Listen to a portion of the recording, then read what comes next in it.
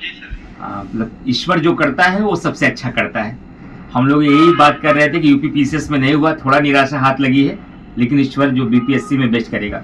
तो किस पोस्ट पे हुआ आपका? Sir state tax assistant commissioner हुई है पोस्ट।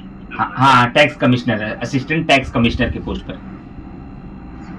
यूपी में भी आपका 2 ही नंबर से रुका था डिप्टी जेलर के पद पर, लेकिन ईश्वर चाहेगा तो अगली बार आप 25 में एसडीएम लेकर के आएंगे। सर। हाँ, एसडीएम के लिए पूरी ताकत लगानी है, और 26 में आपको अभी से आंसर राइटिंग करना है, क्योंकि आप पर मुझे ये भरोसा है कि एक दिन आप यूपी पीसीएस के टॉपर तक बन सकते हैं। आप में वो स्टेमिना है, बस मेहनत करते रहना है और ईश्वर पर भरोसा रखना है, वो हमेशा अच्छा करता है। तो कॉन्ग्रेचुलेशन, आपने बीपीएससी में क्वालिफाई किया। अभी आकर मिलता है। अभी कहाँ पर हैं आप? सर अभी ये लाइब्रेरी के सामने। लाइब्रेरी। अभी कुछ देर में आता हूँ मैं, ठीक है? मैं कॉल करता हूँ, कॉल करता हूँ भैया। Okay, all the best Kartikeya.